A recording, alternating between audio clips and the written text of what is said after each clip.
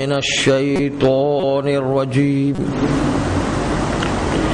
بسم الله الرحمن الرحيم الحمد لله رب العالمين والصلاة والسلام على أشرف الأنبياء والمرسلين وآله الطيبين الطاهرين المعصومين المنتجبين ولعنة الله على أعدائهم أجمعين من الآن إلى قيام يوم الدين بسم الله الرحمن الرحيم حرمت عليكم الميتة والدم ولحم الخنزير.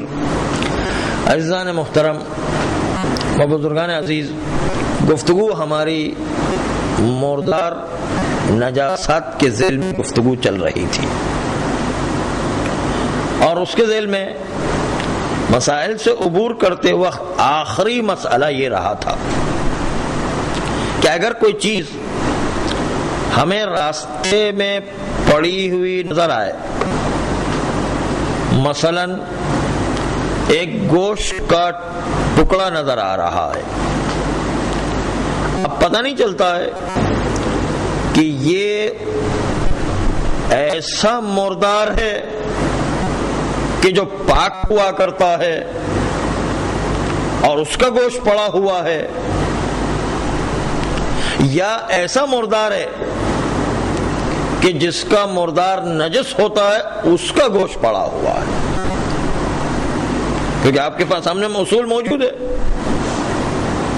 کہ مردار کے سلسلے میں شریعت نے حیوانات کی دو قسمیں کی ہیں. جس کا خون اچھل کر کے نکلے اس کا مردار نجس ہے، جس کا خون اچھل کر کے نہیں نکلتا ہے وہ حیوانات کا مردار پاک ہوا کرتا ہے. چھپکلی، سانپ، مگرمچھ، بچھو، کھٹمل، مکھی، مچھر، پسو، یہ وہ چیزیں ہیں کہ جن کا خون اچھل کر کے نہیں نکلتا، اس لیے ان کا مردار پاک ہوا کرتا ہے. لیکن پاک کا ہرگز یہ مطلب نہیں کہ بچھو کو اٹھا کے کھا جائے، نہیں، کھانے کی اجازت نہیں، خالی پاک ہے. اس کے مقابل میں وہ حیوانات جس کا خون اچھل کر کے نکلا کرتا ہے اس کا مردار نجس ہوا کرتا ہے. حتیٰ حلال گوشت جانور اس کا مردار بھی نجس ہوا کرتا ہے. جیسے بکری ایک حوض میں چھلانگ لگا کر مر گئی، بکری پانی میں پڑے پڑے مر گئی ہے، اس کے نتیجے بکری حلال گوشت ہے لیکن اس کا مردار نجس ہے کیونکہ اس کو ذبح کرتے وقت اچھل کر کے خون نکلا کرتا ہے. تو شک ہو رہا ہے ایسا گوشت پڑا ہوا ہے جو پتہ نہیں چلتا ہے کہ نجس مردار والا گوشت ہے یا پاک مردار والا گوشت ہے. شک کے عالم میں شریعت نے شبہ موضوعیہ میں سہولت دی ہوئی ہے کہ آپ اصل براءت جاری کریں اور کہیں ہماری کوئی ذمہ داری نہیں ہے، اس کو ہم پاک سمجھیں گے، پاک سمجھیں گے، ہماری کوئی ذمہ داری نہیں ہے. اور شبہ موضوعیہ میں یہ جو سہولت دی گئی ہے شک کے مورد میں، اتنی بڑی سہولت ہے کہ شریعت نے کہا ہے کہ آپ معلوم کر بھی سکتے ہیں، آپ کو یقین کسی طریقے سے حاصل ہو بھی سکتا ہے، لیکن آپ کو معلوم کرنے کی ضرورت نہیں ہے، آپ کو تحقیق کرنے کی ضرورت نہیں ہے. شبہ موضوعیہ میں، موضوعات کے مسئلے میں آپ کو تحقیق کرنا واجب نہیں ہے. کوئی تحقیق کرتا ہے تو التماس سے دعا ہے، لیکن کوئی تحقیق کرنا واجب نہیں ہے. جیسے یہ مسئلہ درمیان میں اٹھا تھا کہ بہت سے لوگ آ کر کے یہ کہا کرتے تھے کہ کوکو کولا کو، پیپسی کو اور ٹیلینور کو اور جتنی بھی لیور برادرز کی چیزیں سب کو آج سیستانی اور آغا خامنائی نے حرام قرار دی. نہیں، ایسا فتویٰ نہیں ہے. فتوے کو غلط انٹرپریٹ کیا جا رہا، غلط ترجمہ کیا جا رہا. ایسا کوئی فتویٰ نہیں ہے. فتویٰ یہ ہے کہ اسرائیل کو مدد کرنے والی جو کمپنیاں ہیں، وہ کمپنیاں جو اسرائیل کو مدد کرتی ان کی چیزیں خریدنا حرام ہے۔ یہ جملہ نہیں کہ کوکو کولا حرام ہے، یہ جملہ نہیں کہ پیپسی حرام ہے، یہ جملہ نہیں کہ ٹیلینور حرام ہے، یہ جو ہے ہم اپنی طرف سے بنا کر کے چیزیں پیش کر رہے ہیں۔ موضوعات کی تشخیص میں سہولت دی گئی ہے کہ جب تک آپ کو یقین نہیں آتا کہ یہ واقعی یہودیوں کو مدد کرتے ہیں، یہودی لابی کو، اسرائیل کو مدد کرتے ہیں، تب تک اس چیزوں کا استعمال کرنے کی اجازت ہوتی ہے۔ شبہ موضوع ہے، اس لیے برات جاری کریں گے، ہماری کوئی ذمہ داری نہیں ہے جب تک کہ آپ کو خود کو یقین کامل نہ ہو جائے، تب تک استعمال کرنے کی اجازت ہوا کرتی ہے۔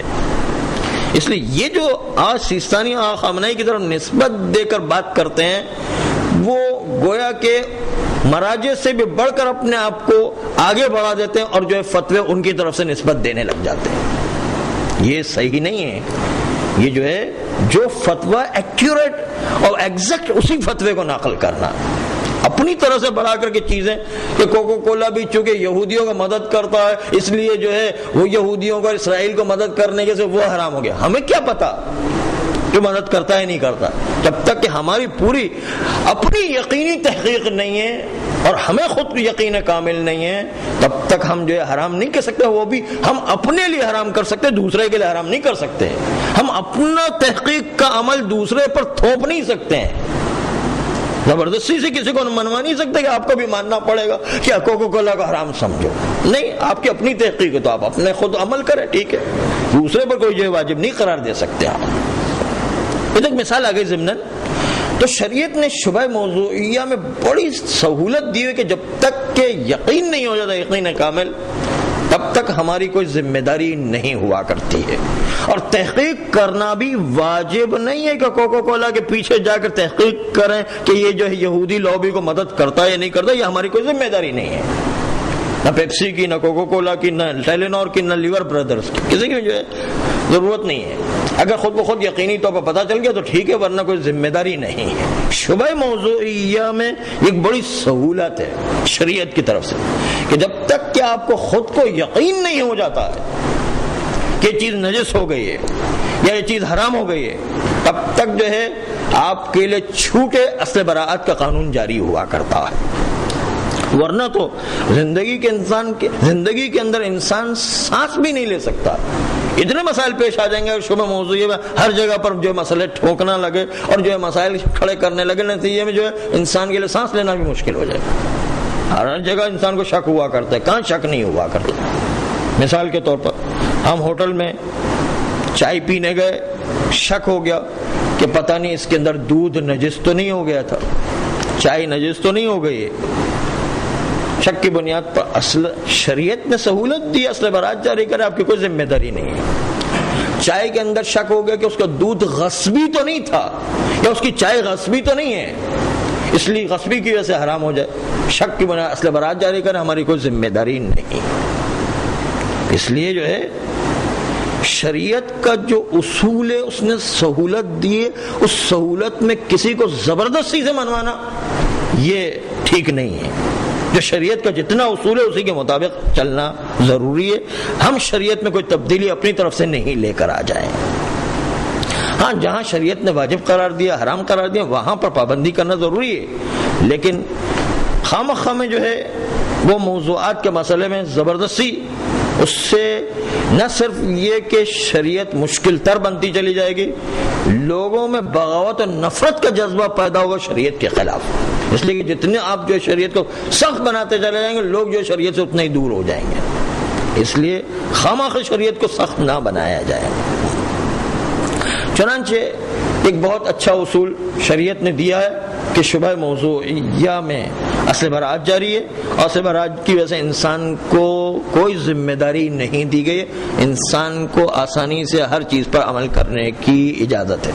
حتیٰ یہ کہا گیا کہ اگر آپ کو پتہ چل رہا ہے کہ ٹیبل کے اوپر ایک گلاس کے اندر شربت رکھا ہوا ہے، پتہ نہیں شراب ہے یا کوکو کولا ہے، پتہ نہیں چل رہا ہے، تو آپ اصل برات جاری کریں اور کہیں انشاءاللہ شراب نہیں کوکو کولا یہ کہہ کر پی سکتے ہیں۔ شراب کا بھی خطرہ ہے، پھر بھی شریعت نے اجازت دی ہوئی، شریعت بہت وسعت سے آسانی دیتی ہے۔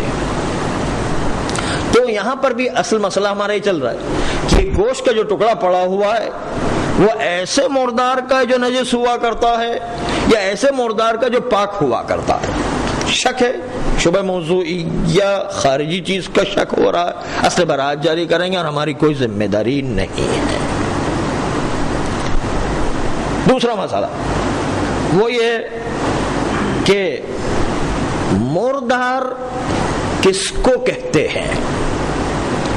لفظ عربی کا ازحاق الروح، روح کا نکل جانا، یہ ہے مردار ہونے کی علامت. ہر جاندار میں روح کا نکل جانا، اس سے جانور مردار ہو جایا کرتا ہے. لیکن عزیزو، اس میں اس چیز کو ضرور مد نظر رکھیں گے کہ روح کا نکل جانا اس کا مطلب ہے پورے جسم سے روح نکل جائے. اگر مردار بننے سے پہلے کسی جانور کے کسی جسم کے کچھ حصے سے روح نکل گئی ہے لیکن کچھ حصے میں ابھی بھی روح باقی ہے تو یہ مردار نہیں کہلائے گا.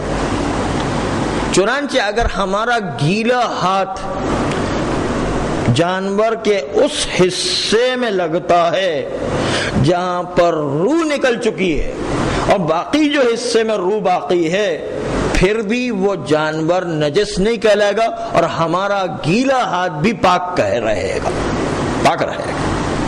اس لیے روح نکلنے کا مطلب پوری روح نکلے. ایک حصے سے روح نکلے تو کافی نہیں ہے، پوری روح نکلنا چاہیے. چاہے اس جگہ پر کہ جہاں پر روح نکل چکی ہے پھر بھی ہم گیلا ہاتھ لگائے تو ہمارا ہاتھ نجس نہیں ہوگا. اب پوری روح نکل جانے کے نتیجے میں جو حیوان نجس ہو جایا کرتا ہے، ان حیوانات میں جن کا خون اچھل کر کے نکلا کرتا ہے، نجس ہونے کی صورت میں بالکل نجس ہے. چاہے وہ انسان کا مردار ہو، چاہے کسی جانور کا حیوان کا مردار ہو، تو نجس ہے. حتیٰ ابھی ٹھنڈا بھی نہیں ہوا ہے پھر بھی وہ حیوان، وہ مردار یا وہ انسان نجس ہو گیا. گیلا ہاتھ لگے گا تو ہمارا ہاتھ نجس ہو جائے گا. ٹھنڈا ہونے کی جو فقہی اصطلاح ہے وہ اس میں ہے کہ جہاں پر انسان کا مردار ہو اور وہ ٹھنڈا ہو جانے کے بعد انسان ہاتھ لگائے تو غسل مسمیت آتا ہے، وہ ایک الگ بات ہے. ورنہ ٹھنڈا ہونے سے پہلے بھی حیوان یا انسان نجس ہو چکا ہے. روح کے نکلتے ہی جاندار نجس ہو جاتا، مردار ہوتے ہی جاندار نجس ہو جاتا، اور گیلا ہاتھ لگائے تو نجس ہے. چاہے گرم بھی ہے، ابھی ٹھنڈا بھی نہیں ہوا ہے، پھر بھی نجس رہے گا. ہاں البتہ انسان کا مردار ٹھنڈا ہونے کے بعد اس کو غسل مسمیت دے دیا جائے تو پاک ہو جایا کرتا ہے، اور اس کے نتیجے میں اس کو اب ہاتھ لگائیں تو ہمارا ہاتھ نجس نہیں ہوگا غسل مسمیت تینوں مکمل ہونے کے بعد. لیکن اس سے پہلے بس یہ کیفیت کہ ابھی حیوان کا بدن گرم ہے، ٹھنڈا نہیں ہوا ہے، پھر بھی روح نکل جانے کے بعد وہ نجس کہلائے گا. اگرچہ کہ غسل مسمیت انسان میں ٹھنڈا ہونے کے بعد واجب ہوا کرتا، لیکن روح نکلتے انسان کا بدن بھی نجس ہو گیا، حیوان کا بدن بھی نجس ہو گیا. نجس ہونے میں کوئی فرق نہیں پڑتا ہے. تیسرا مسئلہ، اگر جو ہے راستے میں کوئی پڑی ہوئی ہڈی ملی، پتہ نہیں چل رہا ہے کہ یہ اس مردار کی ہڈی ہے جو نجس ہوا کرتی ہے یا اس مردار کی ہڈی ہے جو نجس نہیں ہوا کرتی؟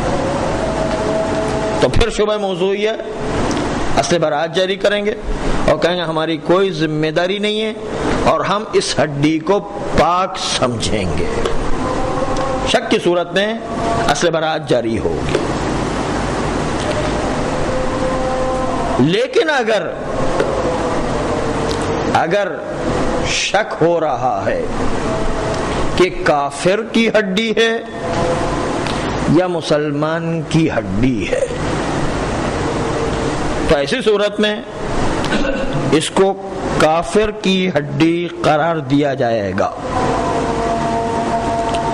یہاں پر اصل براءت کا قانون الٹا چلتا ہے جس کی تفصیلات غسل مس میت کے باب میں تفصیل سے آئے گی. اس لیے ابھی اس چیپٹر کو یہیں پر رکھتے ہیں.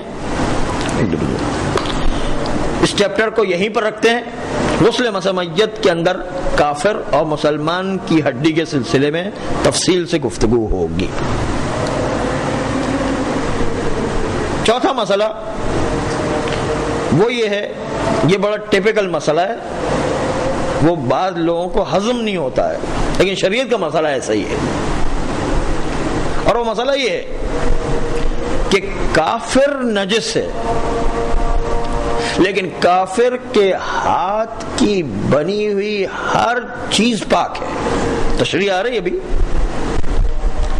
کافر نجس ہے کا مطلب یہ ہے کہ اہل کتاب یہودی، عیسائی، مجوسی، ان کے سلسلے میں آغا سیستانی اور آغا محسن الحکیم طباطبائی، یہ دو مراجع اہل کتاب کو پاک سمجھتے ہیں، اس لیے وہ نجس ہی نہیں ہے. باقی کافر ہندو ہو گئے، کمیونسٹ ہو گئے، دوسرے دہریے ہو گئے، یہ جو ہے نجس رہیں گے. بت پرست ہو گئے، وہ نجس ہے، وہ ہر مراجع کے نزدیک نجس ہے. چنانچہ کافر خود نجس ہے، ہندو خود بت پرست ہونے کے ناطے نجس ہے، لیکن ہندو کے ہاتھ کی بنی ہوئی ہر چیز پاک ہے. لیکن اس میں ایک بہت بڑا اصول ہے کہ جو شریعت کا اصول آپ کے سامنے تفصیل سے پیش کریں گے تاکہ یہ مطلب واضح ہو جائے. اسی لیے باہر سے آنے والی چیزیں چاہے ہندوستان ہی سے کیوں نہ آ رہی ہو، چاہے کیک ہو، چاہے بسکٹ ہو، چاہے چاکلیٹ ہو، چاہے یورپ کے ممالک سے آ رہی ہو، پنیر ہو، مکھن ہو اور اس قسم کی چیزیں جو باہر سے آتی ہیں، سب کی سب پاک ہے اور کھانا جائز ہے. کسی میں کوئی پابندی نہیں.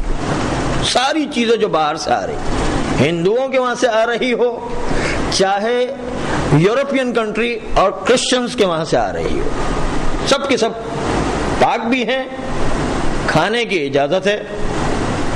صرف ایک چیز کو چھوڑ دو، حیوانات، ان کا گوشت، ان کی چربی اور ان کی چمڑی کو چھوڑ کر، کیونکہ وہاں پر قانون تزکیہ چلتا ہے کہ مسلمان کا ذبح کرنا ضروری ہے، اس لیے اس کو چھوڑ کر، حیوانات کو چھوڑ کر باقی جتنی بھی چیزیں باہر سے آ رہی، چاہے ہندو ممالک سے آ رہی ہوں، چاہے کرسچن اور یہودیوں کے وہاں سے آ رہی، سب کی سب چیزیں پاک ہیں اور اس کو کھانے کی بھی اجازت ہے. کھانے کی چیزیں جو ہے جو آتی ہیں اس کو استعمال کرنے کی اجازت ہے،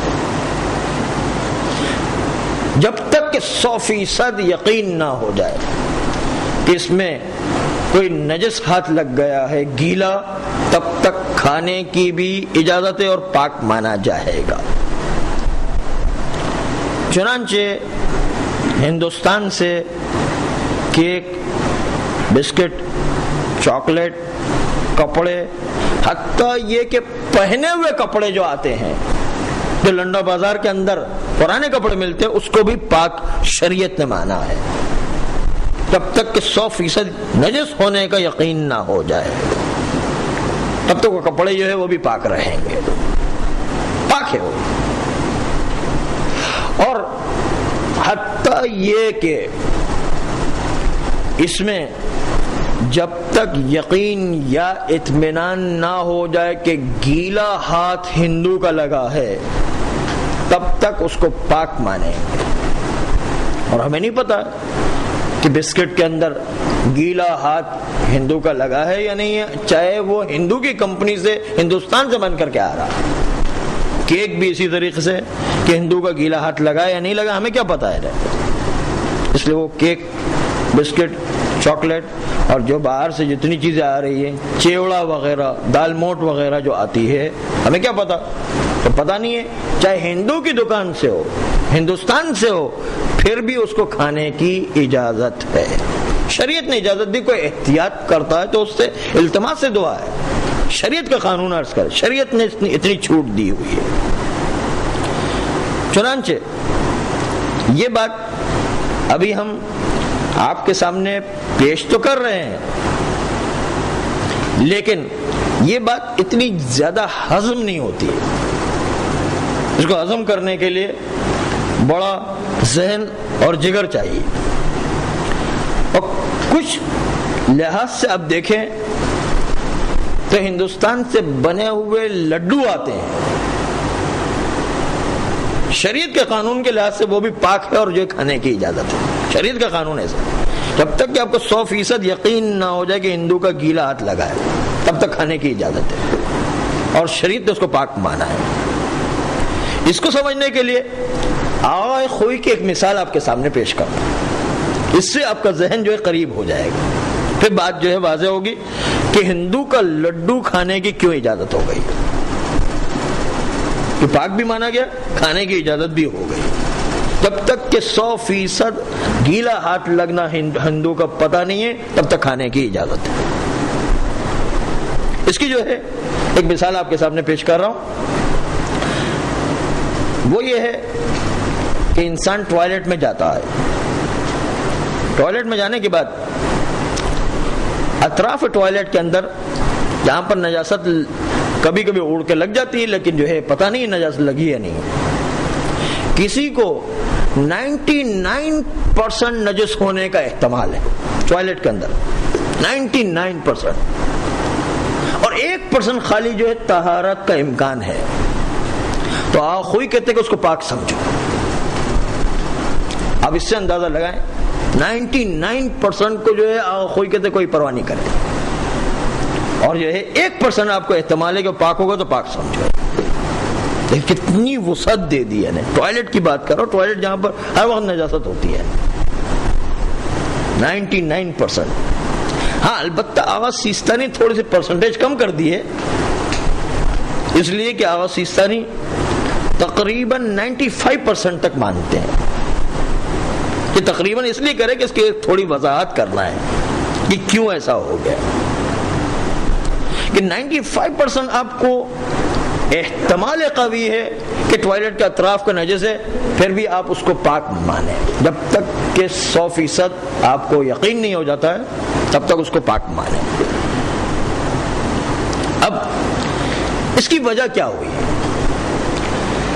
اس کی وجہ بتانے کے لیے آپ کے سامنے چند مراجع کرام کے اقوال نقل کر رہا ہوں، جو بذات خود ہم نے ان مراجع کرام سے خود اپنے ذاتی طور پر پوچھے ہوئے سوالات تھے. اور وہ ہے اطمینان کس کو کہتے ہیں. آغا وحید خراسانی، ان سے جب ہم نے سوال کیا، کیونکہ ہم ان کے درس میں جاتے تھے، تو آغا وحید خراسانی نے یہ کہا کہ اطمینان نام ہے یقین عرفی کا، یعنی عرف جس کو یقین سمجھتی. یہ جواب دیا آغا وحید خراسانی نے. اور پھر اس کی مثال دی کہ عرف میں یقین ہے کہ چھت گرنے والی نہیں ہے، اگرچہ کہ 100% عقلاً یقین نہیں کہ گر نہیں سکتی، ہو سکتا ہے مسالہ کمزور ہو سکتا ہے کسی نے بم رکھ دیا ہو، گر تو سکتی ہے، بہرحال احتمال عقلی تو ہے. لیکن عرف کو یقین کامل ہے کہ چھت نہیں گر سکتی، اسی لیے تو ہم یہاں بیٹھے ہوتے ہیں، تو سب بھاگ جاتے ہیں کہ بم پھوٹنے والا ہے، اس کے نتیجے سب بھاگ جاتے ہیں۔ تو بیٹھنا خود اس بات کی دلیل ہے کہ ان کو یقین ہے، تبھی تو چھت کے نیچے بیٹھے ہوئے۔ اس کو کہتے ہیں یقین عرفی۔ یقین عرفی جو ہے اس کا نام ہے اطمینان۔ آئیے آغائے جس زمانے میں آغائے عراقی زندہ تھے، ان سے جب سوال کیا گیا کہ اطمینان کس کو کہتے ہیں، تو انہوں نے یہی چھت گرنے والی مثال پیش کی جو ہم نے آپ کے سامنے پیش کی، کہ دیکھیے کہ چھت گرنا کتنا انسان کو عرفاً یقین ہوتا ہے کہ جس کی وجہ سے وہ بڑے اطمینان سے یہاں پر بیٹھا ہوا ہے۔ پھر کچھ اور مراجع کرام و مجتہدین سے سوال کیا ہم نے، جیسے آغا روحانی سے، جیسے آغا حرم پناہی سے۔ تو آغا حرم پناہی نے یہ کہا کہ انسان کا اطمینان کم و زیادہ ہو سکتا ہے، اس لیے کہ کچھ لوگ زود باور ہوا کرتے ہیں، یعنی جلدی یقین کر لیا کرتے ہیں، تو ان کا اطمینان جلدی آ جائے گا، اور کچھ لوگ ذرا دیر سے اطمینان کرتے ہیں تو ان کا اطمینان تھوڑا دیر سے آئے گا، ان کی پرسنٹیج بڑھ جائے گی۔ اس لیے وہ فلیکسیبل ہے، وہ ایک پرسنٹیج معین نہیں کی جا سکتی ہے۔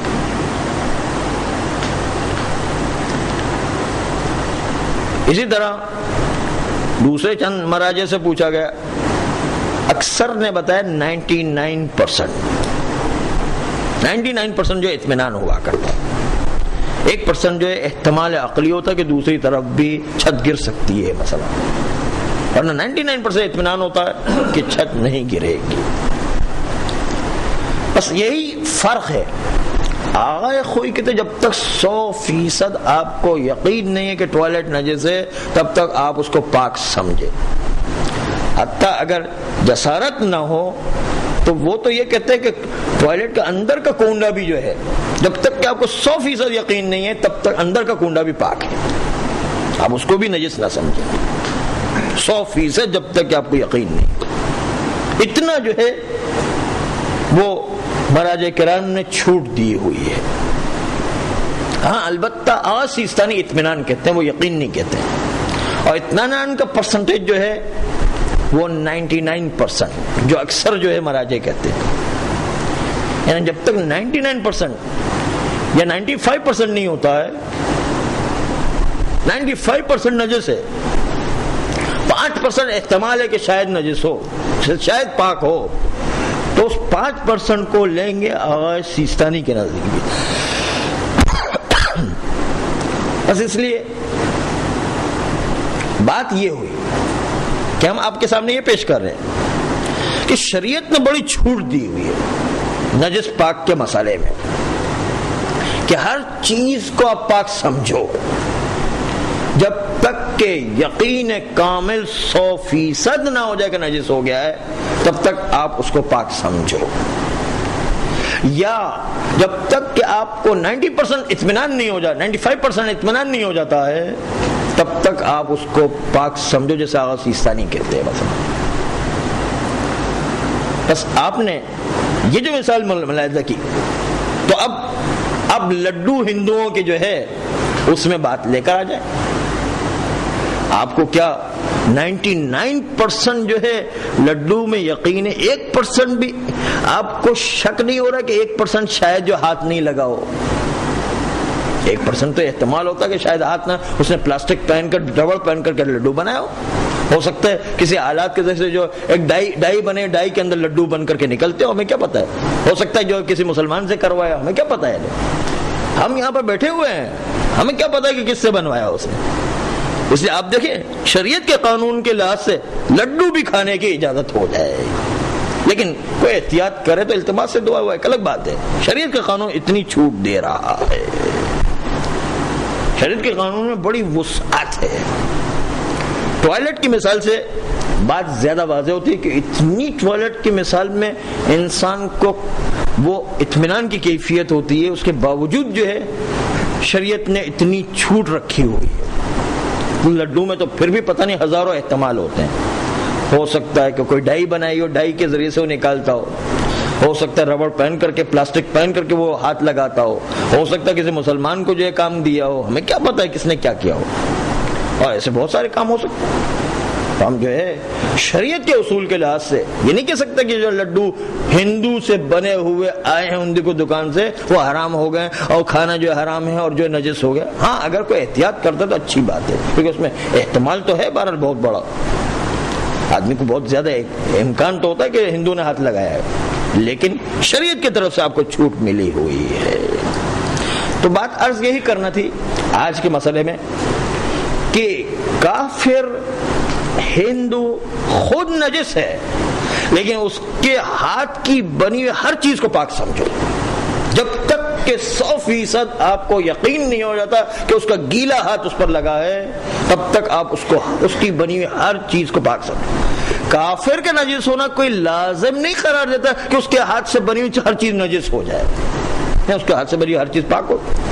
شریعت نے چھوٹ دی ہوئی ہے کہ ہر چیز اس کی پاک ہے. بس اس لیے کافر کا کوئی ملازمہ نہیں ہے کہ اس کے ہاتھ کی چیز بنی ہوئی تو وہ ہر چیز نجس ہوگی، بلکہ اس کو پاک سمجھنا. یہ اصول جو ہے شریعت نے ہماری آسانی کے لیے دیا. دیکھیں شریعت اسلام اس کے اندر دو بڑی خوبی ہے. ایک اسلام آسان دین ہے جو ہر آدمی، ہر جگہ پر، ہر عمر کا آدمی، ہر علاقے کا آدمی اس پر عمل کر سکتا ہے. اور پھر شریعت نے ایک اور عجیب قانون دیا کہ جہاں پر عسر و حرج پیش آ جائے وہاں پر ذمہ داری ختم ہو جاتی ہے. اس لیے بہت آسان دین، ہر آدمی عمل کر سکتا ہے اور روز قیامت تک آنے والی نسل عمل کر سکتا ہے. اس میں کوئی جو سختی نہیں. دین مبین اسلام کے وسعت اختیار کرنا قیامت تک باقی رہنے کا راز یہ ہے کہ اس کے اندر بڑی آسانی ہے. دوسری جو ہے اس کے اندر دین مبین اسلام کی خوبی ہے کہ اسلام ایک لچکدار مذہب ہے، یعنی ایک دم ڈٹ کر کے ریجٹ کی طرح جم کر کے جامد نہیں ہو جاتا ہے، بلکہ لچکدار ہے.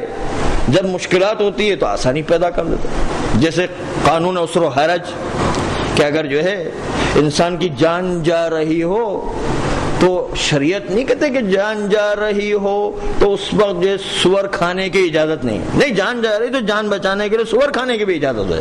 بلکہ ہم ایک مثال پیش کر رہے، بڑی آکورڈ مثال ہے، بڑی جو ہے انسان کو بری میں لگتی ہے، لیکن باہر سمجھنے کے لیے کہ اگر انسان کو پیاس کی وجہ سے صحرا کے اندر جان جا رہی ہے تو اپنا ہی پیشاب پینے کی اجازت ہوتی ہے. اپنا پیشاب پینا کتنا جو ہے کریہ کام ہے، لیکن واجب ہوتا ہے اس پر کہ اپنا پیشاب پی کر کے اپنی جان بچائے کسی طریقے سے. اتنا جو ہے لچکدار مذہب ہے، یعنی جو اتنی جو سختی دکھاتا ہے، جہاں پر آسانی ہے تو سختی دکھاتا ہے، اور جہاں پر جو ہے مشکل پیش آتی ہے تو مشکل کے اندر جو آسانی کا راہ حل بھی شریعت نے پیش کیا. اور اسی کا نام ہے عسر و حرج کا قانون.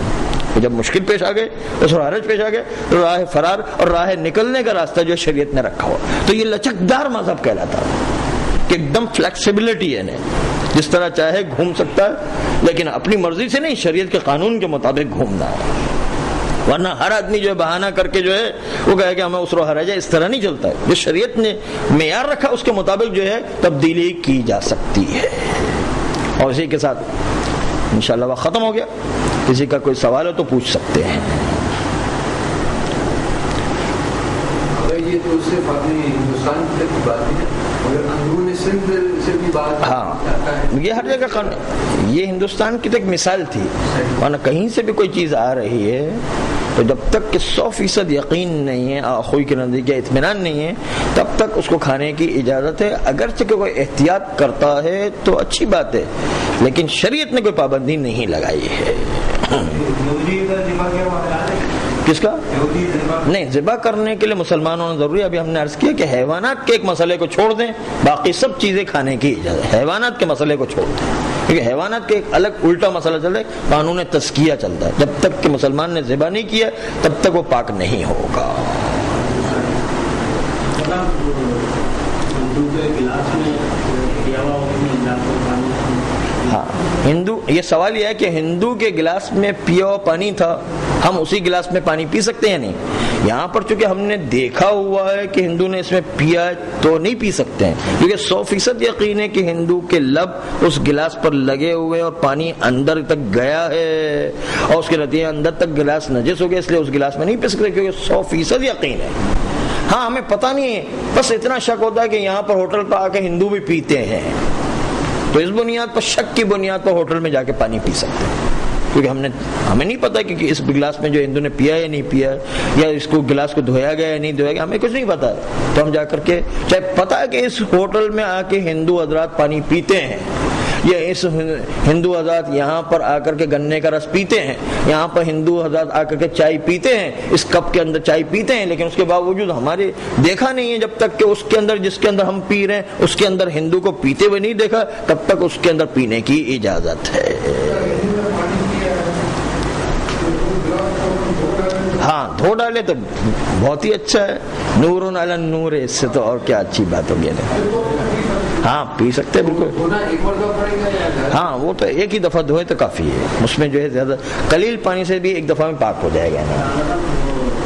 کہا جاتا ہے کہ ہندو کی دعوت کو قبول کرنا چاہیے، عیسائی کی جو دعوت وہ پاک ہوتے ہیں ان کی دعوت تو سب کی قبول کریں، اس میں کوئی حرج نہیں، اچھی بات ہے، کھانے کی بات۔ ہاں وہ ان کے ہندو سے ساتھ بیٹھ کے کھانے کے اندر کوئی ممانعت نہیں، صرف گیلی چیز اس کی جو ہے ہم تک صلاحیت نہ کریں، ورنہ خشک کھانا ہے وہ اپنے پلیٹ میں کھا رہا ہے، خشک کھانا نکال کے ہم بھی اپنے پلیٹ میں کھا رہے ہیں تو کوئی حرج نہیں، کیا حرج ہے؟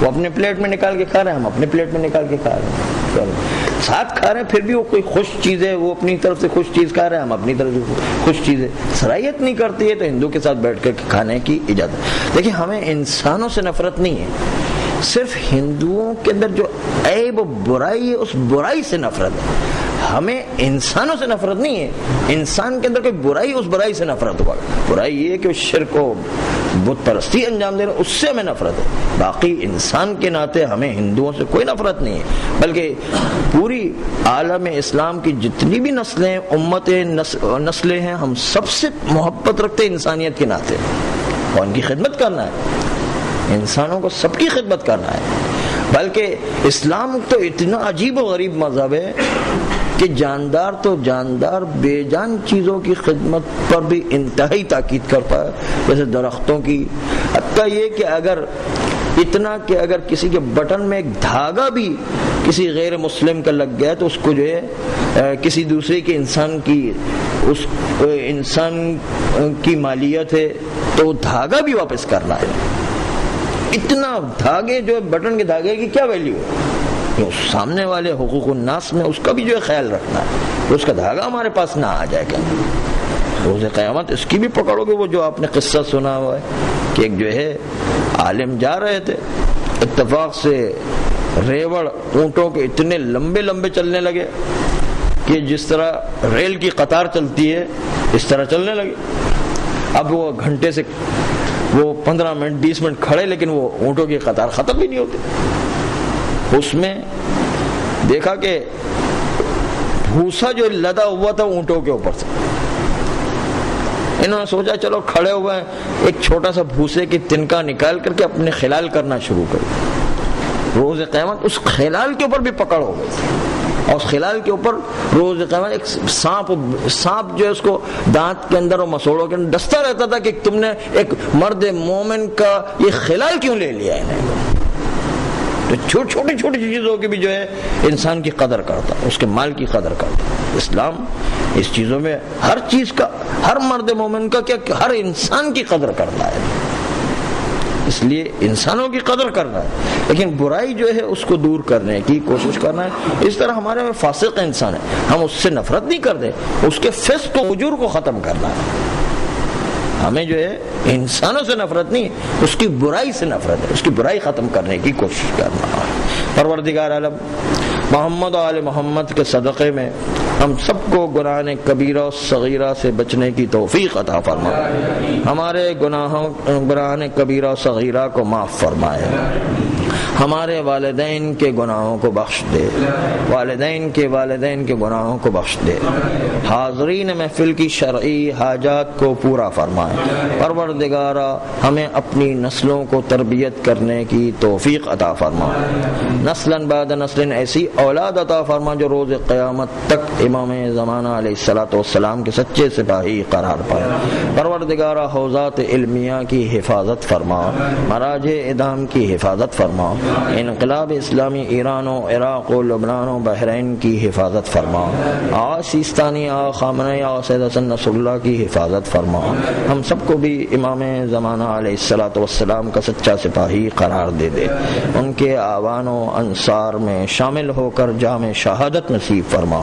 ان اللہ و ملائکتہ یصلون علی النبی یا ایھا الذین آمنوا صلوا علیہ وسلموا تسلیما۔